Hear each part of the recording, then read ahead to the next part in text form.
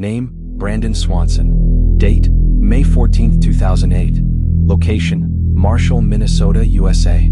Age at disappearance, 19. On May 14, 2008, 19-year-old college student Brandon Swanson vanished. Not into thin air, but in the middle of a 47-minute phone call with his father. He said he was walking toward the lights. He said he was okay. Then, one final phrase. Brandon. Oh shit. And then, nothing. No screams. No struggle. No sounds. Just silence. He was never seen or heard from again. This is one of America's most chilling, unsolved disappearances, and it continues to haunt investigators, his family, and true crime enthusiasts to this day. Brandon wasn't the kind of kid you'd expect to just vanish. He was smart, social, and determined, studying wind energy at Minnesota West Community and Technical College. He lived with his parents, Brian and Annette Swanson, in the small town of Marshall, Minnesota. He had just completed his spring semester and was ready to relax. On the night of May 13th, Brandon decided to celebrate the end of the semester with friends. He drove to Canby, a nearby town about 30 miles away, to hang out with friends. But Brandon wasn't known to drink heavily. Those close to him say he didn't appear drunk, and he acted like his usual self. He left the party around 1:15 a.m. He was trying to get home. At 1:54 a.m., Brandon's car slid into a ditch on a rural gravel road. No injuries, no damage, just stuck. He tried calling a few friends, no answer. So he reached out to the people he trusted the most. He called his parents. He told them he believed he was near Lind, a small town not far from home. His dad jumped in the car to pick him up and they stayed on the phone. Brandon described his surroundings: gravel road, fields, fences, and lights in the distance. He said he was walking toward what he thought was the town. But when his dad reached Lind, there was nothing. No sign of Brandon. And strangely, no lights. The conversation continued for 47 minutes. His father later said Brandon didn't seem scared.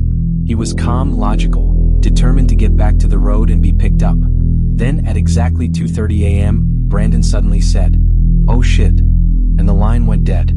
His parents called back, again and again, but then, no response. They drove around, honking, flashing headlights, calling out his name. Still, nothing. They reported him missing later that morning, but law enforcement didn't treat it as urgent. Brandon was 19, a legal adult, and they thought he may have run off or simply decided to stay out. It wasn't until later that day that phone records revealed the first major twist in the case. Brandon hadn't been near Lind at all. He was actually near Taunton, Minnesota, a full 25 miles northwest of where he thought he was. Somehow, Brandon had completely misjudged his location. Brandon's car was found off a gravel road near Porter. It was neatly parked in a ditch, doors locked, no sign of foul play, no blood, no broken glass. The car was fully operational, just stuck in the mud. This triggered a large-scale search. Canines were brought in to track his scent, and for a while they did. The dogs led searchers through fields and along rural roads.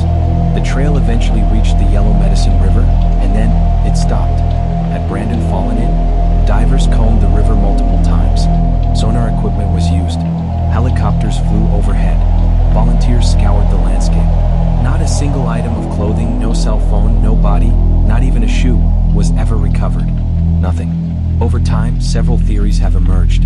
Theory 1, accidental drowning. The most widely accepted idea is that Brandon fell into the river and drowned. But the total lack of evidence, after years of searching, makes this less convincing.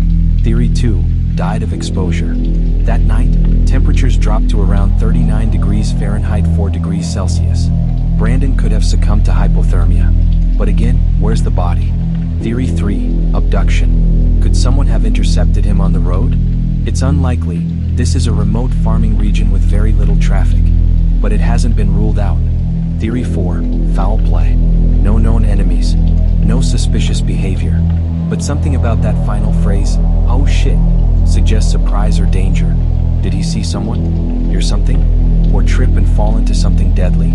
Theory 5, misadventure or animal attack. Could he have fallen into a hidden crevice or been attacked by an animal? Wild predators are rare but not unheard of in rural Minnesota. Theory 6, staged disappearance. There's no evidence Brandon wanted to vanish. He had future plans, supportive parents, and no documented mental health issues. Out of their grief, Brandon's parents became advocates for change. In 2009, Minnesota passed Brandon's Law, which requires police to begin investigations immediately when an adult is reported missing under suspicious circumstances, regardless of age. This was a landmark moment in missing persons law. More than 15 years have passed. Brandon's case has been featured on Disappeared, podcasts, documentaries, and national news. Cadaver dogs were brought back as recently as 2015 and again in 2022, with some renewed interest in the river area. Still, nothing solid has emerged. His family holds on to hope, but answers remain out of reach. Brandon Swanson vanished mid-conversation, while calmly giving directions to his own father. There was no struggle, no scream, no goodbye, just a soft voice, then, "Oh shit," and silence. What happened on that lonely gravel road in rural Minnesota? Was it a tragic accident? A crime? Or something far more strange? Let us know your theory in the comments. And if you're captivated by unsolved mysteries like this, don't forget to like, subscribe, and hit that bell so you never miss a case. This is America's most disturbing disappearance.